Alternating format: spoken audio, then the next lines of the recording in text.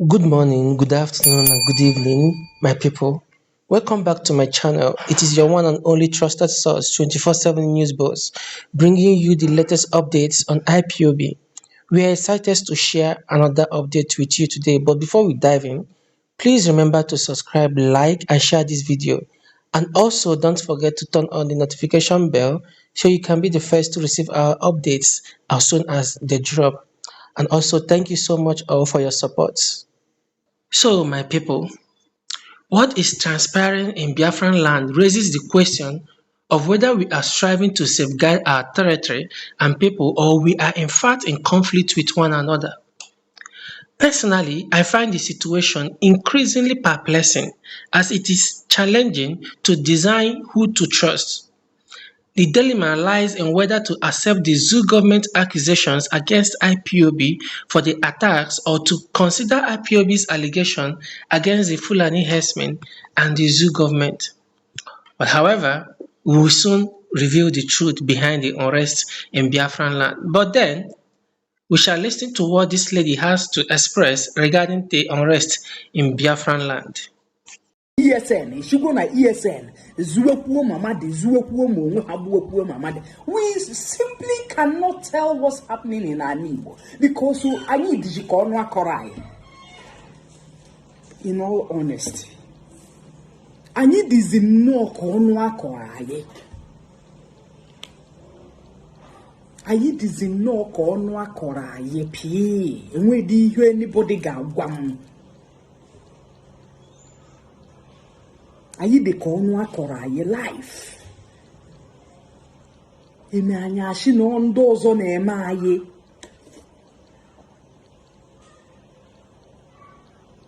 Ọsụ, Ọkaigwe, Azịa, Liru, Ọsụmoho, Iseke, Arọ ndị Izuọgụ. All these places adịgo gone. God bless you, Victor. All these places are gone in the name of agitation. In the name na agitation. She wa ma akwụ oke mma na uri ọbụ. Igbuche ụmụnne gị sọrọ ebiri. Igbuchafucha ha nọ ụmụnne gị jetunye mma gị enu sọrọ ebiri. Ị na-achọ Biafra, ị na-achọ agitation, ị na-achọ chiru na aka gị. Igbucheche ụmụnne gị sọrọ ebiri. Obi anaghị emegide m. Mmadụ na-atọ n'ofu ọkada. Mmadụ na-atọ ndị hụrụ ha si na mmadụ na-atọ ebuo nọ n'azụ ofu onye na-anya dị ọkada. Tụtụrụ mmadụ na-egbu ka o si sọ ha. O nwekwere ka ọ dụọ. In all honesty, o nwekwere ka ọ dụọ. And my problem is, you're not even agitating for anything that I know of. Ọ bụrụ na isi obodo na ha mewe nke a ma ha emene nke a enufuru gị isi mee okwe m ghọta. Ọ bụrụ na o nwere ihe ị na-achọ precisely na ọ ya mere ị ga-eji wee tụtụrụ mmadụ na-egbu okwe m ghọta. But you see, there is something. Aja ana Igbo ya ekunite n'iwe. Aja ana Igbo kwesịrị ikunite n'iwe. Ọ dịzigo ezigbo mkpa obodo niile jee wakie aja anabe ha. Ọwụghị onye kwuo ya ajụ oji gịnịkwu. Aja ana Igbo unu ahụhụ ndị ụkọchukwu ha, unu ahụhụ ndị dibịa ha, unu ahụhụ mmadụ na-agara onwe ya ha. Aja ana Igbo kwesịrị ikunite onye ọwụ na ma ewu ma ọkụkọ jee wakie aja anadụ na be ha. So that nwa ha ọwụ na nso wee gba izu. Soro ma amụma, soro tie ọnụ, soro tie aka, soro n'ebe anọ ya wee bịa imegide obodo ya. Aja na obodo ha etigbuo ya n'ọka ọ dị n'ọfụ. Otu a ka esi wee mara omenala Igbo. Aja na Igbo kwesịrị ibinite ma ndị informant, ma ndị na-agwaru agwaru, ma ndị agwara ha na-eme, ma ndị executors, ma ụmụ nwaanyị na-eshiri unu nri, ma ụmụ nwaanyị na-evu iri unu anything, ma ndị medicals unu. Onye ọwụ na-so wee shi na ala Igbo ama adị n'aka mma. Ọ ya eji anazere mmiri because unu eji ha obiọma wee bịa. Unu eji ha obiọma wee bịa ije anụnwa. Kemgbe ebidoro agitation ka Igbo niile ya rikọrọ, ejide Igbo niile ghasa ya. ejide anyị Igbo ya rikọọ ya ndị gọvanọ na-apacha ya na-elik. Anyị ejighị ofu ihe akashi na ọya nwa ka anyị chọrọ. Anyị agaghị n'ugwu gajide ndị ugwu na-eme anyị taatị. Anyị jiri ebe anyị na-ayarikọ na-eme ụmụnne anyị na-agbanaga ụmụnne anyị anaghị eme nnata anymore. Ashim na obodo ga-adị mma ka one ọ na-ebe ka obodo ahụ ga-esi wee dị mma. Anyị na-eme majik. Orugwo mgbe aja ana Igbo ji esenite isi. Orugwo mgbe aja ana ga-esenite isi. Obodo ọbụla nwere ezigbote aja ana na be ha, the deity that keeps that community kwesịrị ibinite n'iwe wee gaa ije gbasara ana Igbo niile to sanitize ana Igbo na ndị arụ si n'Igbo aja ha dị mma. Na ndị arụ tetere ụra filu ụlọ igbu nwanne ha nọere aka ha si jee nweta ihe ọwụ na awụ ihe a na-achọ achọ. Chineke nna except ọwụhụ bụ Chukwu.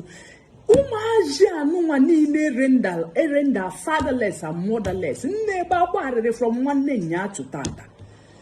Anyị filu na ọgbasa ha anyị ọ ji agbasacha anyị niile n'ofu gbasacha obodo niile n'ofu. Ma ndị maara eziokwu na-eme aka azụ dị na ya, Chineke nna aja ana niile tụlitewe ha.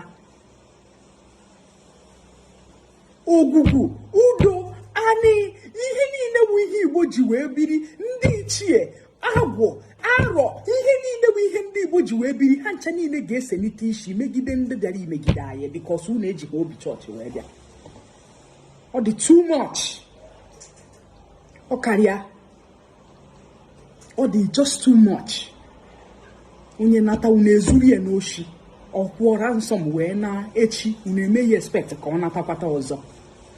Nwanne ya nata atọọ ya n'oshi, ndị egburu egbu, ndị egbughị egbu. Nwanne echi unu emeghị expect ka ọ natakwata ọzọ. Mgbe Boko Haram anyị idu anya n'ugwu Hausa, ha gbuo onwe ha, ha meminawa onwe ha. Kịta how market ihe mee na anyị Igbo anyị ji achọta ihe na-eme anyị achọwa ndị ugwu n'ọrụ onwe ha be ha nwere a lot of problems to even handle chabe ihe dụọrọ ha. Kedu onye shi anyị na ndị ọzọ na-egbu anyị ji aka anyị egbu onwe anyị ji aka anyị egbu onwe anyị. Onye ọwụna ma ihe ọwụna deity dị na be ha ekwesịghị ije meetie the keeper of that deity ka awake that deity maka arụ niile na-eme n'ala Igbo. Nwa ọwụna nwa Igbo nso wee kpa nkata ihe ga-eme obodo amụrụ ya na ya ọ naghị eje mma. Ọ aja ana Igbo na-eme ya. Anyị ekwesịghị return to the drawing board. Ọwụghị onye kwuo ya George Ginekwo. Ọwụghị onye kwuo ya George Ginekwo. Nigeria kpọrọ gị ashị.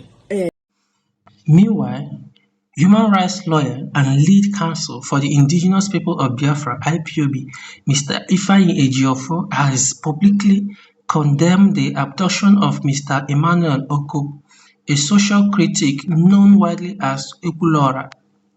In a statement issued on Thursday, Mr. Ejiofor described the incident as a tragic manifestation of the internal decay affecting the southeast region, warning that the area is bleeding from wounds inflicted by its own residents.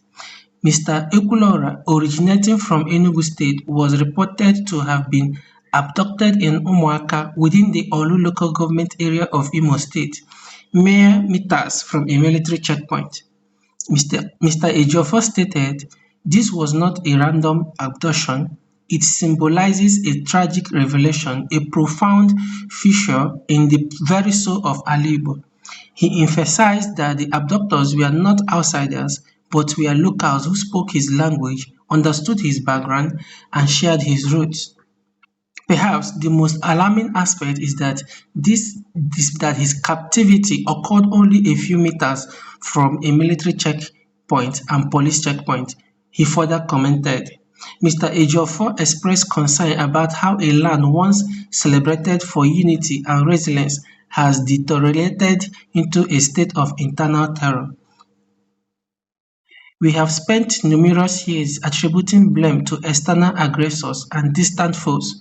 However, today, the most pressing adversary resides among us and occasionally within us, he asserted. According to Mr. Ejiofor, Mr. Ekulora's nearby experience confirms the silent fear that a faction of our own kin has transformed Igbo land into a hunting ground and sacrificing our communal peace on the altar of greed, anarchy, and lawlessness. He noted that entire communities within Imo State now exist under siege, with markets silenced, traditional rulers in hiding, and young men forming militias under the observation of security agencies. Imo State is bleeding. Igbo land is bleeding. The wounds are no longer inflicted by external blows, they are self-inflicted, deeply cut by betrayal, silence, fear, and complicity, he lamented. Mr. Ejiofor called for a return of the spirit of unity and defiance that gave birth to the Igbo community. So my people, we will conclude for the moment and shall return shortly with more updates. Thank you for joining us and please remember to subscribe.